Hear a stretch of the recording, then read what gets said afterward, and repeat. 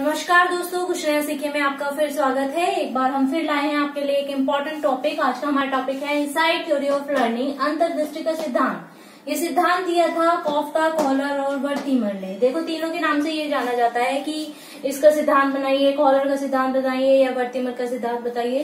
तो चलिए, टॉपिक शुरू करने से पहले मैं आपको याद दिला दूं, अगर आप ये हमारे चैनल की वीडियो फर्स्ट टाइम देख रहे हैं तो हमारे चैनल को सब्सक्राइब कीजिएगा और बेल आइकन को प्रेस कीजिएगा ताकि हमारे चैनल की नई नई वीडियोस आपको मिलती रहे। और वीडियो को बिल्कुल एंड तक देखिएगा ताकि आपको सारा का सारा टॉपिक बिल्कुल समझ में आ सके, और वीडियो को लाइक जरूर कीजिएगा। चलिए हम शुरू करते हैं अपना टॉपिक। इसे अन्य नामों से भी जाना जाता है सूझबूझ का सिद्धांत, गेस्टाल्ट थ्योरी यानी कि समग्र आकृतिक सिद्धांत। समग्र आकृतिक सिद्धांत का मतलब देखिए, दो वर्ड से बनाएंगे, समग्र और आकृति। अगर हम गेस्टाल्ट की बात करते हैं तो गेस्टाल्ट जो है एक जर्मन वर्ड है जिसका मतलब ही आकार है। आकार यानी कि इस सिद्धांत के द्वारा बताया गया है कि किसी भी वस्तु के आकार को छोटे छोटे रूपों में न देखकर एक पूरे समग्र रूप में देखना चाहिए, क्योंकि वही जो हमारा समग्र रूप होता है किसी भी वस्तु के छोटे खंडों के योग में। अगर हम उस समग्र रूप को देखते हैं तो वो हमारे लिए ज्यादा बेनिफिशियल होता है। इसी के बेस पर इसे आगे फर्दर एक्सप्लेन किया गया है।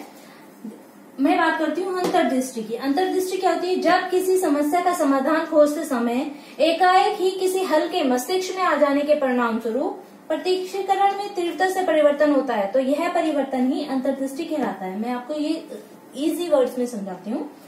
इसका मतलब यह है कि जब हम कोई भी किसी भी समस्या को खोज रहे होते हैं, उसका समाधान खोज रहे होते हैं, तो एकाएक हमें कोई ना कोई उसका आंसर मिल जाता है कि इसे ऐसे नहीं, अगर हम ऐसे सॉल्व करके देखते हैं, वो जो सॉल्व करने का आइडिया हमारे माइंड में आता है, तो वो आइडिया एकदम स्ट्रक करने के साथ ही हमारे जो काम करने का तरीका है वो बहुत तेज हो जाता है।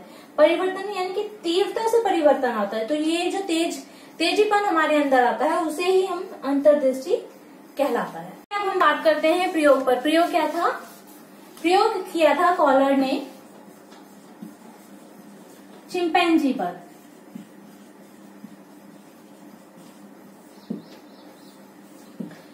चिंपैंजी ने लर्निंग पे बहुत सारे प्रयोग किए थे। इनमें से एक प्रयोग था चिंपैंजी। इन्होंने पहला प्रयोग किया था। उन्होंने क्या किया, चिंपैंजी को एक पिंजरे में बंद किया और उस पिंजरे में दो छड़ी रखती हुई इस प्रकार से रखी कि दोनों छड़ियों को आपस में जोड़ा जा सके और जोड़कर एक बड़ी लंबी छड़ी बन जाए।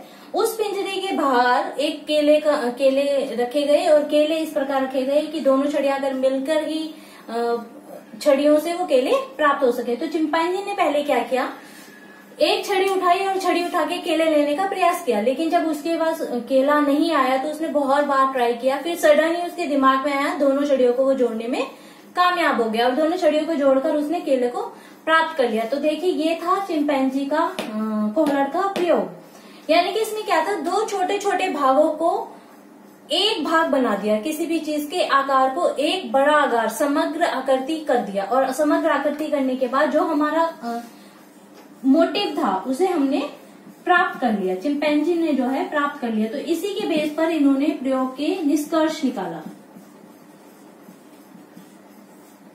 अब हम बात करते हैं निष्कर्ष की। कॉलर ने अपनी चिंपैंजी वाले प्रयोग से तीन निष्कर्ष निकाले। क्या?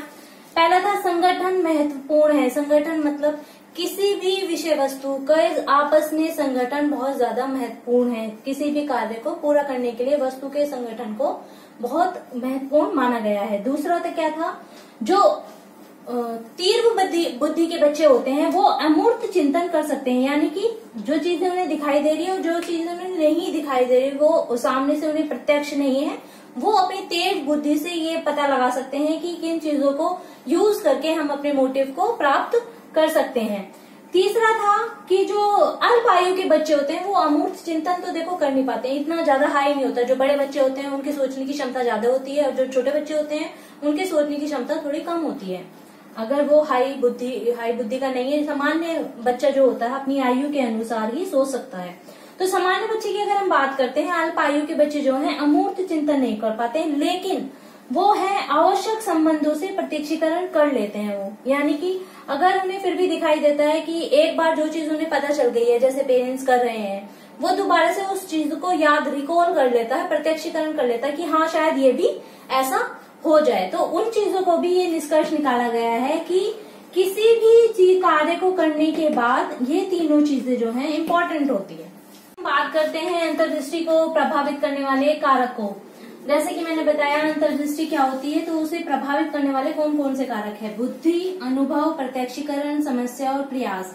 बुद्धि एक महत्वपूर्ण कारक है अंतर्दृष्टि को प्रभावित करने के लिए, क्योंकि जैसे कि मैंने बताया कि तीव्र बुद्धि वाले जो बच्चे होते हैं वो अमूर्त चिंतन कर सकते हैं, लेकिन जो सामान्य बुद्धि वाला बच्चा है अगर उसकी समस्या ज्यादा बड़ी होगी तो वो अमूर्त चिंतन नहीं कर पाता। अल्प आयु के बच्चे जो है बुद्धि श्रेष्ठ होगी तो वो अमूर्त चिंतन कर पाएगा, अदरवाइज नहीं कर पाएगा। दूसरा है अनुभव। अनुभव भी एक महत्वपूर्ण कारक है अंतर्दृष्टि को प्रभावित करने वाला। जैसे अगर अनुभव है किसी भी व्यक्ति को या किसी भी बच्चे को, पहले वही समस्या दी गई है और उसे दोबारा से उसे सॉल्व करने के लिए कहा गया है तो वो जल्दी से कर पाता है, अदरवाइज उसे करने के लिए प्रयास में त्रुटि अवश्य करता है। तीसरा है प्रत्यक्षीकरण। प्रत्यक्षीकरण, पहले कोई बच्चा उस काम को कर रहा है और वो उसे खड़ा होकर देख रहा है, प्रत्यक्ष हो रहा है उसके सामने, तो वो देखे हुए उस कार्य को दोबारा जल्दी से कर पाएगा। अगर उसने वो कार्य पहले नहीं देखा है, समस्या उसकी पहले नहीं आई है उसके पास, तो वो क्या करेगा? प्रत्यक्षीकरण के बेस पर कम या ज्यादा अंतर्दृष्टि हो सकती है। नेक्स्ट है समस्या। समस्या का रूप कितना बड़ा है, समस्या को रचित किस हिसाब से किया गया है, समस्या छोटी है, समस्या बड़ी है, उस बच्चे के हिसाब से, वो भी एक महत्वपूर्ण कारक है अंतर्दृष्टि को प्रभावित करने के लिए। लास्ट है प्रयास।